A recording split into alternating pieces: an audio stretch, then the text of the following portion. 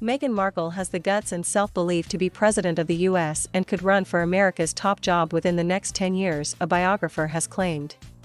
Not content with having conquered the royal family, the Duchess now appears to have her eyes firmly set on scaling the political heights of Washington. Tom Bauer, who is working on a biography about Meghan, believes the prospect of a President Markle is realistic. Writing in The Sun, he points out that California has a tradition of electing Hollywood actors to political office.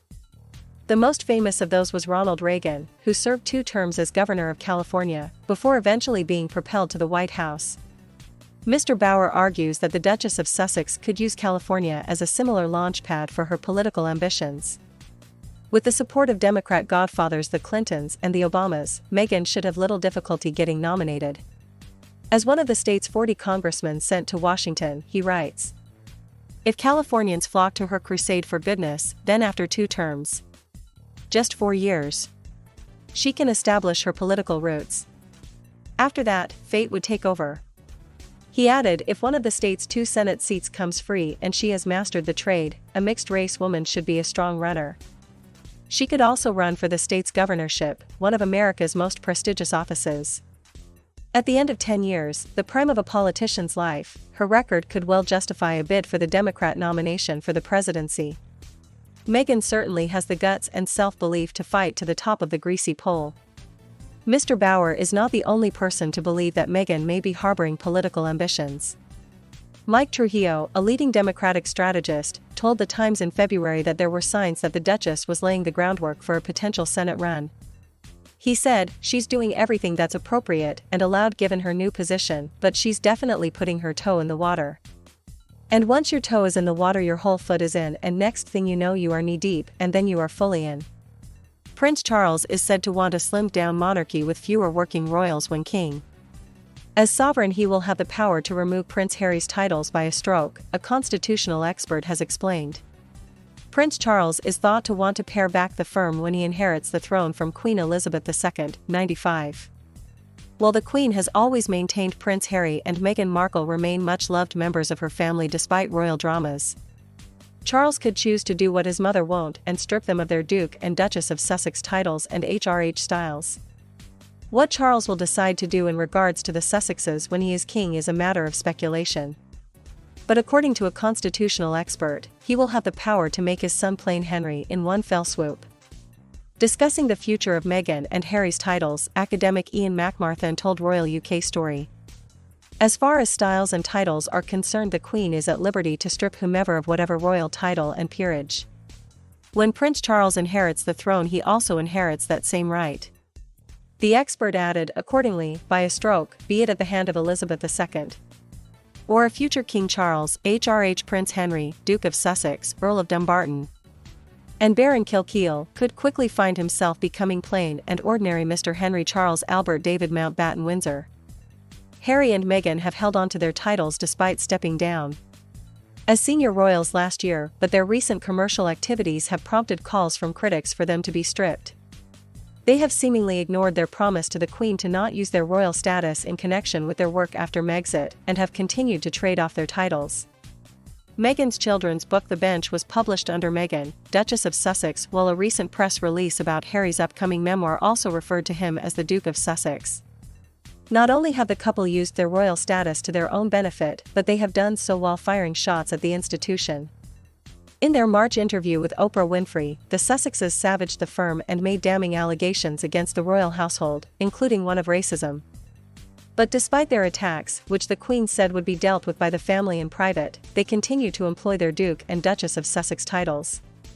Charles may choose to leave Harry's title intact because of the lasting memory of Princess Diana being stripped of her royal status following their divorce. Mr. McMartin added, one thing can however be kept in mind, the formal removal of the HRH from Diana, Princess of Wales, after her divorce, was seen as a petty, spiteful act and not one that would actively be sought to be repeated. Harry has kept his place as sixth in line to the throne and cannot be removed from the line of succession without an Act of Parliament, Mr. McMartin explained. He added, on the question of removing Prince Harry and his heirs from the line of succession, only Parliament, through an Act of Parliament, can alter the succession as it is presently laid down in law. Neither the Queen nor future King Charles would have a part to play in this other than having to give royal assent at the end of the process. Touching on the future King's reported wish for a slimmed-down monarchy, Mr. McMahon then said, "Prince Charles has reputedly long desired to have a slimmed-down monarchy, ensuring that it is not a financial burden on the state, and freeing those not in direct succession to have a private life. To this end, it is supposed that working royals would be limited to the monarch, their spouse, the heir and their family. All other members of the family would then be free to pursue a private life following their own careers and interests." Originally, Prince Harry was believed to have featured in Prince Charles' plans prior to his retirement from being a working royal princess, and had a full-scale row with Prince Charles and Princess Diana after the pair failed to make her godmother of Prince Harry, unearthed reports claim, and has continued on her relentless countrywide tour, this week stopping in Barnsley. There, she officially opened a new super-sized dog cafe that has seating for 150 people, located on Cannon Hall Farm, a popular tourist attraction with a historic house. The visit was not random and has spent the past few months, COVID-19 restrictions allowing, traveling up and down the country, making official visits and accompanying other members of the royal family on their duties. She has, as a result, built something of a name for herself, often described as the firm's hardest working member. Many have noted that and has inherited Prince Philip's, her father, no-nonsense approach to life and work, becoming known for her frank and often at times offhand style, including with members of her own family. A tense row is said to have come between her and her brother and then sister-in-law, Prince Charles, and Princess Diana on the birth of their second son, Prince Harry. So enraged was and that she refused to attend his christening, according to a 1984 report by the Daily Express, and instead went game shooting with her then-husband Mark Phillis on their Gatcombe Park estate in Gloucestershire. In a statement after the ceremony at the time, Buckingham Palace said, "Unfortunately neither of them could make it. They will be arriving in Windsor later in the day." Ashley Walton, the paper's then royal correspondent, wrote that the couple's deliberate absence fueled reports and was angry at being overlooked as godmother for the second time. Said to have been hurt when Charles failed to pick her as godmother to Prince William. Mr. Walton wrote, "Her displeasure grew into a full-scale family row when she learned that her younger brother Andrew was to be godfather to 3-month-old Prince Harry, while she was again omitted. The royal family confidently expected and Mark to arrive yesterday for the 11 a.m. ceremony. But as the baby was being baptized, the guns were blazing 100 miles away at Gatcombe Park." He went on to note that Charles' decision to leave his sister off the list of 6 godparents also annoyed Philip. Mr. Walton added, "There were rumors that Charles and his father were not on speaking terms as a result.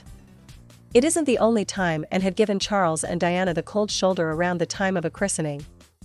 Ingrid Seward, writing in her 1995 book, Prince Edward, claimed that the Princess Royal was furious with Diana, who failed to attend Zara Tindall's ceremony in 1981.